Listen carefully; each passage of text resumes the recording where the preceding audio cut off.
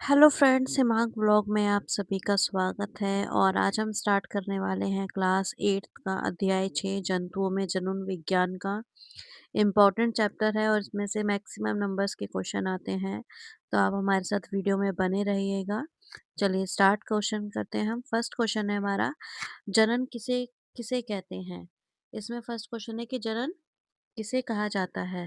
तो इसका आंसर होगा जनन वह जैविक प्रक्रिया है जिसके द्वारा जीव अपने जैसे नए जीव उत्पन्न करते हैं।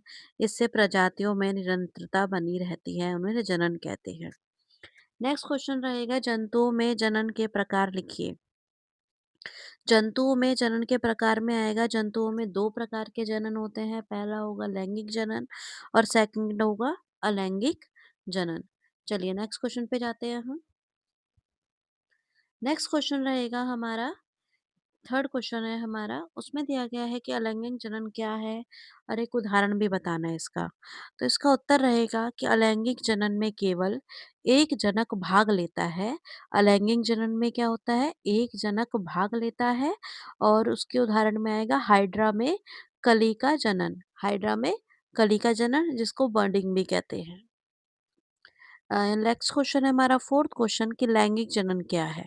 तो लैंगिक जनन की परिभाषा देखिए आप, जिस जनन प्रक्रिया में नर और मादा दोनों के युग्मक भाग लेते हैं उसे लैंगिक जनन कहते हैं। और अलैंगिक में जिनमें केवल एक जनक भाग लेता है, इसमें दोनों लैंगिक। ठीक है।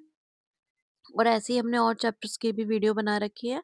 आप हमारी प्लेलिस्ट में जाके वीडियोस चेक कर सकते हैं और आप अपनी तैयारी को और पक्की कर सकते हैं।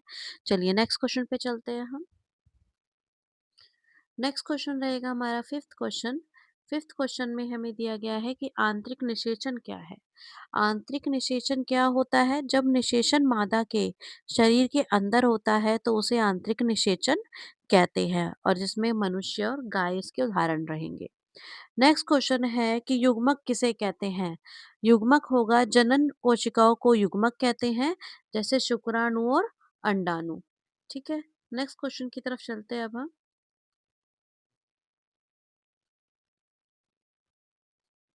नेक्स्ट क्वेश्चन है हमारा इसमें कि भ्रूण किसे कहते हैं। भ्रूण क्या होता है, निषेचित अंडाणु से बनने वाली प्रारंभिक संरचना को भ्रूण कहते हैं।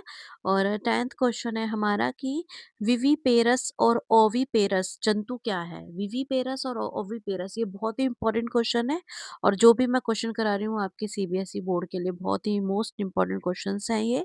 आप जरूर इसकी तैयारी करिएगा कि विविपेरस जो होते हैं जो बच्चे को जन्म देते हैं, और ओविपेरस होंगे जो अंडे को जन्म देते हैं। तो विविपेरस के उदाहरण में आएगा मनुष्य, और ओविपेरस के उदाहरण में आएगा पक्षी और मेंढक। चलिए नेक्स्ट क्वेश्चन की तरफ चलते हैं हम। नेक्स्ट क्वेश्चन रहेगा हमारा कि लैंगिक जनन की प्रक्रिया को समझाइए। लैंगिक जनन की जो प्रक्रिया होती है उसमें कैसे कैसे प्रोसेस होता है। तो लैंगिक जनन में नर और मादा युग्मक बनते हैं। और फर्स्ट होगा कि नर में शुक्राणु बनते हैं और मादा में अंडाणु रहते हैं।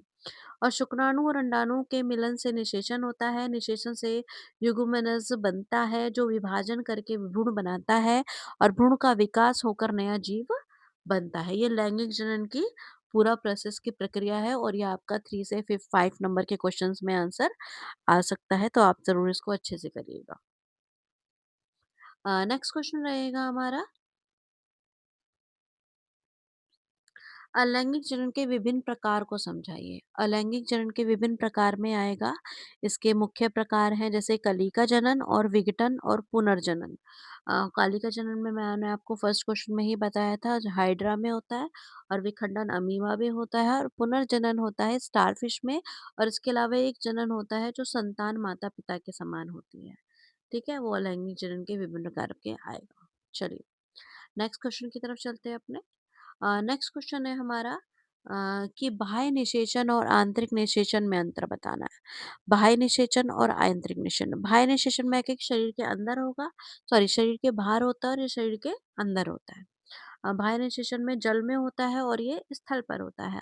आंतरिक निषेचन, आंतरिक बाह्य निषेचन में होगा अंडों की संख्या अधिक होती है, और आंतरिक निषेचन में अंडों की संख्या कम होती है।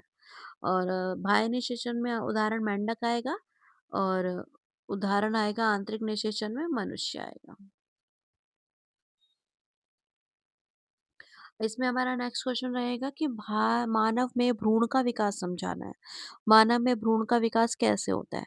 तो निषेचन के बाद युग्मनज बनता है और यह बार बार विभाजित होकर भ्रूण बनाता है और भ्रूण गर्भाशय के दीवार से जुड़ा होता है और विकास के बाद यह शिशु के रूप में जन्म लेता है। विकास के बाद क्या होता है? ये शिशु के रूप में जन्म लेगा। चलिए नेक्स्ट क्वेश्चन की तरफ चलते हैं हम अपने।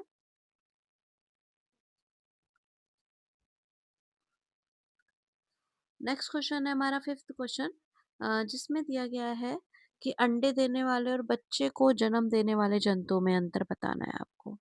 तो अंडे देने वाले जंतु अंडे देते हैं, अंडे देने वाले जंतु अंडे देते हैं जिनसे शिशु बाहर निकलता है, और जबकि बच्चे को जन्म देने वाले जंतुओं में भ्रूण का विकास माँ के शरीर के अंदर ही होता है, शरीर में ही होता है।